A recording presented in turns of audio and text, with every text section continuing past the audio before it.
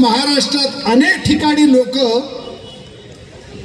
मोदी सरकार आम्ही ओळखत नाही, भारत सरकारचं काय असेल तर बोला, कारण मोदींच्या गॅरंट्या सगळ्या गाजराच्या पुंग्यासारख्या निघालेल्या आहेत. तेव्हा त्यांचा सत्कार आपण करणार आहोत. आपण कम्युनिस्ट मंडळी आहोत, त्यामुळे शाल श्रीफळ असं काहीही नाही. तो ज्या विचाराची कास धरून पुढे चाललाय ती कास धरून पुढे जात असताना त्याला मदत व्हावी म्हणून आपलं जे CPIचं लोकवाङ्मय गृह आहे त्याची काही पुस्तकं आम्ही त्याला भेट म्हणून देत आहोत. आणि ही पुस्तकं आपले CPIचे नेते आणि लोकवाङ्मय गृहाचे प्रमुख कॉम्रेड राजन बावडेकर यांनी सिलेक्ट केलेली आहेत.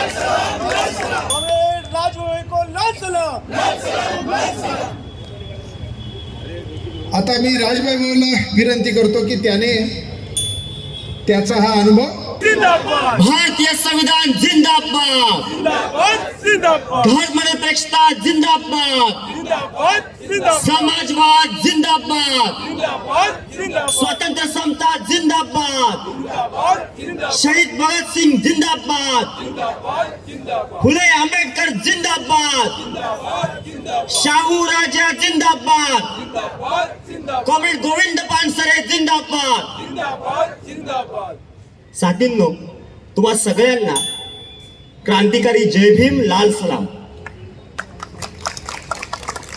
मी सर्वात पहिल्यांदा मंचावरील सर्वांना आणि समोर बसलेल्या सगळ्याच कॉम्रेड्सना 98व्या वर्धापन दिनाच्या, भारतीय कम्युनिस्ट पक्षाच्या 98व्या वर्धापन दिनाच्या मनपूर्वक अशा शुभेच्छा देतो, सलाम करतो, जय भीम करतो. भारताचा स्वातंत्र्य लढा ज्या वेळेला सुरू होता त्यावेळेला हा पक्ष सगळ्यात पुढे होता. वेगवेगळ्या ठिकाणी हा पक्ष काम करत होता. या पक्षाचे तरुण कार्यकर्ते स्वतःचं घरदार सोडून या स्वातंत्र्याच्या संग्रामात पुढे होते. आता तो स्वातंत्र्याचा लढा अजूनही संपलेला नाही आहे, तो अजूनही सुरू आहे आणि याच्यानंतर सुद्धा तो सुरू राहणार आहे. जोपर्यंत भारताचं संविधान नावाची गोष्ट धोक्यात आहे असं ज्या वेळेला वाटतंय त्या वेळेला आपल्याला स्वातंत्र्य संघर्ष करावा लागेल. आणि मग मागच्या स्वातंत्र्य संग्रामामध्ये एकाने कुणीतरी ट्रक अडवला होता आणि सांगितलं होतं की आम्हाला परदेशी माल आम्हाला चालणार नाही. आता आम्ही सांगतोय की या देशामध्ये स्वतःच्या लोकांच्या पैशातून स्वतःचा प्रचार करणारा माणूस आम्हाला चालणार नाही. लक्षात घेऊया की भगतसिंग, सुखदेव, राजगुरू यासारख्या अनेक लोकांनी त्या स्वातंत्र्य संग्रामात प्राणाची बाजी लावली. आता आपण नीटपणानं समजून घेऊयात की आता सुद्धा भगतसिंगांची गरज आहे.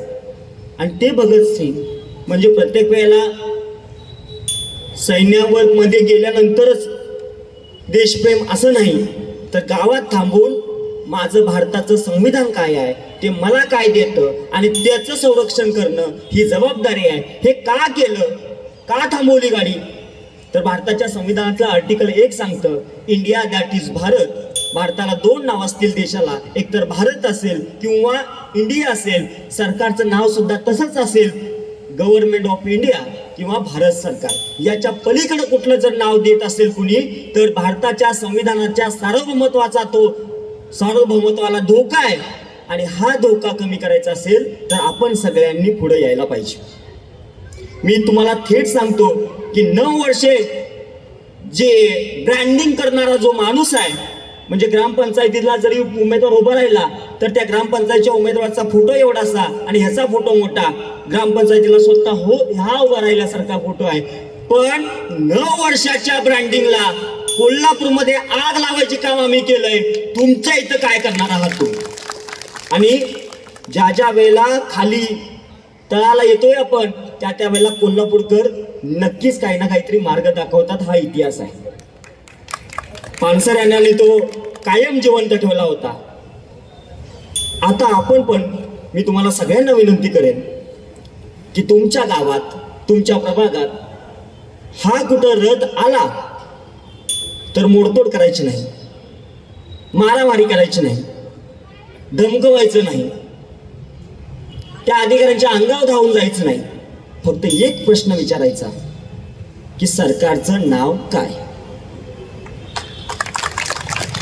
तुमच्या त्या एका प्रश्नामध्ये एवढी ताकद आहे की आज जवळपास 13 डिसेंबरला ती लोक गेलीत ना संसदेत, त्याच 13 डिसेंबरला माझ्या गावात तोरत आलेला होता. आज जाणारे संसदेच्या मार्गात जो वेगळा असेल, पण भारताच्या संविधानानं प्रश्न विचारण्याचा अधिकार आम्हाला दिलाय.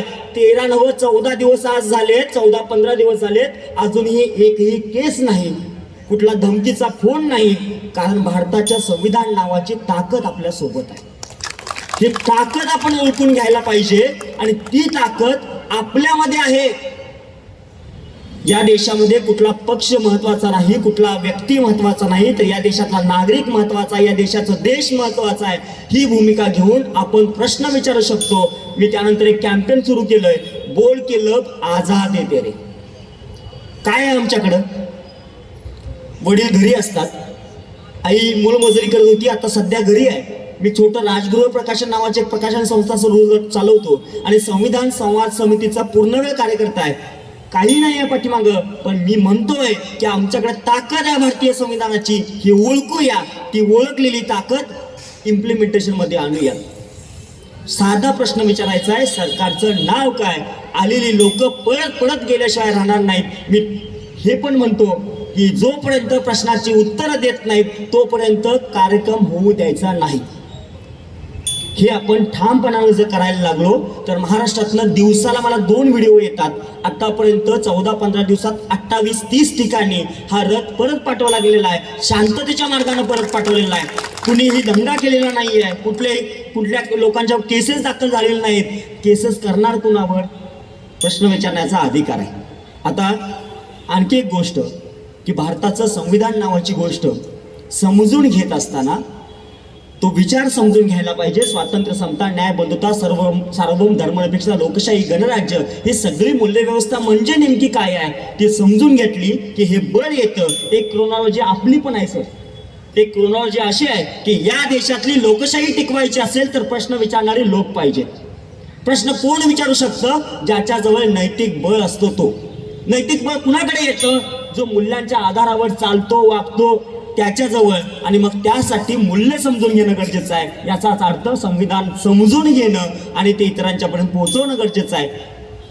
सगळ्यात शेवटी मी एकच फक्त सांगेन की याच भारतीय संविधानाचं रक्षण जर आम्ही केलं तर ते संविधान आपलं रक्षण करेल. कॉम्रेड भगतसिंगाचा जो विचार आहे तो विचार संविधानामध्ये आम्हाला समाजवादातून प्रतीत होताना दिसतोय. समाजवादाला समजून घेऊन तो आपल्या लोकांच्या पर्यंत पोहोचवणं, काम करत असताना, कृती करत असताना संविधानाचा विचार आमच्या सोबत आहे की विरोधात आहे हे तपासत राहणं. मी सगळ्या ठिकाणी, मी शाळा कॉलेजमध्ये पण ज्या वेळेला जातो शिबिरांसाठी त्यावेळेला एक उदाहरण नक्की देतो की एक तराजू पकडायचा, त्या तराजूच्या डाव्या बाजूला ठेवायचं संविधानाच्या सोबत म्हणजेच मूल्यांच्या सोबत असणारं आमचं बोलणं, चालणं, वागणं हे ठेवायचं डाव्या बाजूला आणि उजव्या बाजूला ठेवायचं संविधानाच्या विरोधातलं म्हणजेच मूल्यांच्या विरोधातलं आपलं चालणं, बोलणं, वागणं. कॉम्रेड्स मला सांगा कुठलं पार्ट जड करायचं? डावं का उजवं? कुठलं? मोठ्या आवाजात डावं पार्ट जड करायचं. हे आपल्या आयुष्यातलं करायचं आहेच, पण या देशातलं सुद्धा करायचं. आणि कुठलं पार्ट रिकामं करायचं? कुठलं? उजवं. आपल्या आयुष्यातलं रिकामं करायचंच. आपल्या आयुष्यातलं म्हणजे काय? मी माझ्या घरात जर आज माझ्या 4 एकत्र बसलोय आम्ही आणि आमच्या महिलेला म्हणतोय अरे तुला काय समजतंय, गप्प जरा, हे उजव्या पार्ट्यातलं आहे. ते डाव्या पार्ट्यात येण्यासाठी म्हणायचं की तुझा विचार महत्वाचा आहे. संविधान नावाची गोष्ट फक्त कायद्याचं पुस्तक नाही, तो आमच्या सगळ्यांच्या जगण्याचा भाग आहे. आपल्या सगळ्यांच्या आयुष्यातलं हे उजवं पार्ट रिकामं करायचंच, पण या देशातलं सुद्धा केल्याशिवाय राहायचं नाही. कारण आम्ही जेवढं काय करायला लागलोय तेवढं जर सगळं सेफली पुढे घेऊन जायचं असेल तर 4 महिन्यांचा काळ आहे आपल्याकडं. ते 4 महिने नीटपणे समजून घेऊयात, लोकांच्या पर्यंत या संविधानाचा विचार पोचवूयात आणि सांगूयात की तुझ्या मालकीचं जे काय आहे ते विकायला चाललंय. OLX वाला, दाढीवाला बाबा तो OLX वर बसल्यासारखा विकायला लागला एक एक गोष्ट. हे सगळं थांबवायचं असेल तर तुझ्या मालकीचं जे आहे त्याचं संरक्षण तुला करायला पाहिजे आणि ते संरक्षण करण्याची जबाबदारी 2024 मध्ये तुमच्याकडे आलेली आहे. ती न टाळता कोल्हापूरच्या सोन्याची शिरोली नावाच्या छोट्या गावातनं झालेली ही सुरुवात महाराष्ट्राच्या कानाकोपऱ्यात पोहोचायला लागल्या. वेगवेगळ्या ठिकाणी रथ अडवले जात आहेत. छोटं गाव आहे माझं, मी अभिमानानं सांगेन, मुंबईमध्ये आज अभिमानच वाटतोय मला, माझं सगळं गाव माझ्या पाठीशी आहे. त्या गावाने मोठा बोर्ड लावलाय गावात आणि लिहिलंय त्याच्यामध्ये, लोकराजा शाहूंच्या विचारांना मानत खऱ्याला खरं आणि खोट्याला खोटं म्हणणाऱ्यांच्या पाठीशी राहणारं आमचं सोन्याची शिरोली गाव आहे. आम्ही राजवैभवच्या सोबत आहोत असं बोर्डमध्ये लिहिलेलं आहे. मला तुम्हाला सगळ्यांना आमच्या गावाला येण्याचं आमंत्रण द्यावंसं वाटतं. तुम्ही सगळ्यांनी यावं. की देशामध्ये एक माणूस स्वतःच काहीतरी टिमकी वाजवत होता, त्याला भारतामध्ये पहिल्यांदा सोन्याची शिरोली नावाचं शाहूंनी वसवलेल्या गावातून विरोध झाला. हे आम्हाला देशाला आणि जगाला सांगायचंच आहे.